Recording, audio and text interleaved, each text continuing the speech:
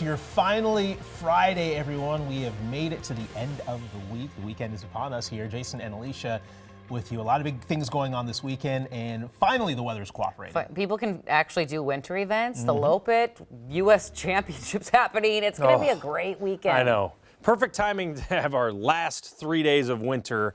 I know it might snow again, but I mean, like, it feels like we settled into winter for a couple days here. So kiddos at the bus stop, 11, 12 degrees, feels like zero. Bundle up when you're out there. Of course, everything, you got to go find them. I know you need extra time, but go ahead and find the snow pants this morning. Slick side roads out there today for us parents because we've seen some refreezing. Again, there was a little bit of melt off. I'm sure you saw the icicles crazy yesterday. Got the sunshine with temperatures not reaching freezing. That's the combo for icicles. Chilly and windy the next couple of days, but solid. Great winter weather, winter type weather.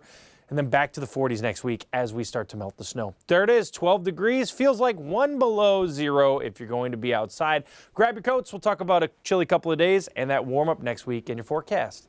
John, thank you. I feel like after yesterday's commute, people are throwing in the towel, maybe working from home today. It's really quiet on the roadways. In fact, here's a live look out of 212 Mitchell Road. Normally it starts to pick up in the 6 o'clock hour, but right now it's sitting quiet. Well, breaking news overnight. In the last 7 hours, the St. Paul Teachers Union voted to authorize its third strike in just 4 years. Yeah, so at 8 o'clock this morning, just about 2 hours, union members will hold a news conference. Cece has been tracking this story from district headquarters for us this morning. Good morning, Cece. Hi, good morning. So this morning we're learning more than 92% of the nearly 3,700 union members voted to strike. But keep in mind this morning that this vote just sets in motion the possibility of a strike. So let's take a look at what union members are still fighting for. They're saying union reps tell us a big priority is more money to recruit and keep educators and staff. They also want lower health insurance costs, more staff for mental health teams, and additional resources for special needs educators, among other things. The union hasn't set a strike date yet, but they have to give the district at least 10 days notice before the first day of the strike. The union and the district have another mediation session next Friday. I'm never confident about mediation. It's not enough days, not enough time. There's a lot still on the table.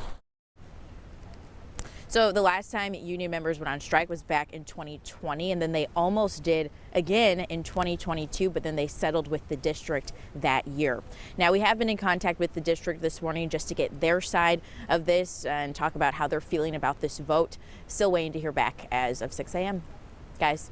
Cece, thank you. A new video this morning of the Kansas City community. Hundreds came together for a candlelight vigil to remember and honor the victims of Wednesday's deadly shooting following the Super Bowl victory parade. And this morning, we're learning new details about what may have sparked all of that violence. Here's NBC's Maggie Vespa.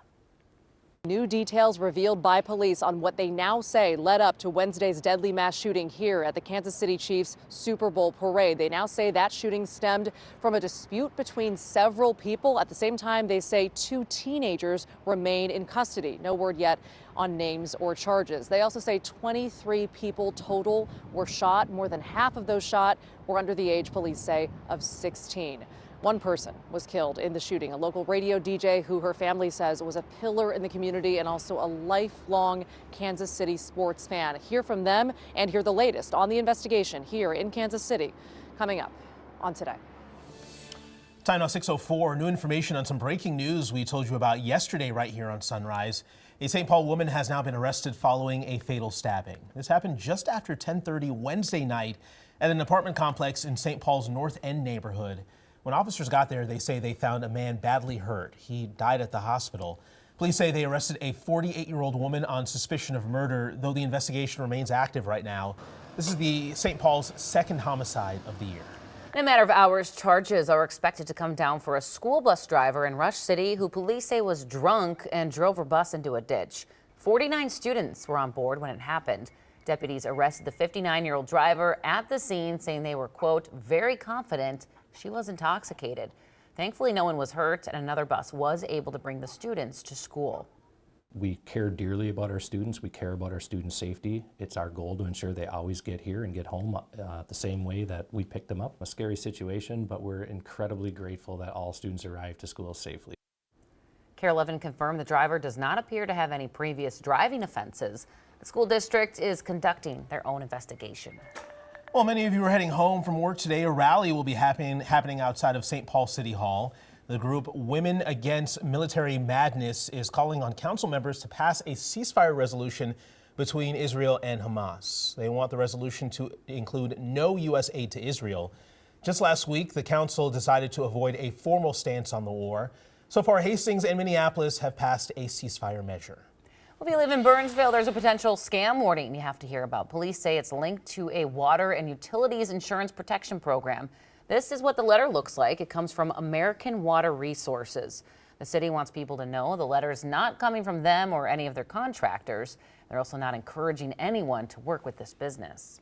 Congratulations are in order this morning to St. Paul Public Schools Superintendent Dr. Joe Gothard. He's been named the 2024 National Superintendent of the Year. This also means a student either in the high school where Gothard graduated or at SPPS will get a $10,000 college scholarship. That is awesome. And last year, Gothard was also chosen as Minnesota's 2024 Superintendent of the Year. Right now, he is one of 3 finalists to be the next superintendent of the Madison Metropolitan School District. Leaders there are expected to make a decision by early next month. All right, 6:07 here on your Friday. In just over 24 hours, cross-country ski races for the Lopet World Cup are going to kick off right here in Minneapolis. It's the first time in 2 decades that the event is back here on U.S. soil. And now that there's actually some snow on the ground and on the trails, Michelle is live from Theodore Wirth Park, showing us how it all came together. Michelle. Yeah, good morning, guys. How good is it to see the snow right here and a beautiful course behind me? Actually, just 15 minutes ago, we just saw someone ski right past us, testing out this course, I guess. And as we followed this past week, we've seen the event organizers make the snow. We've also seen them really hopeful that their event will run smoothly, let alone run at all. And this is such a big deal for Minnesota.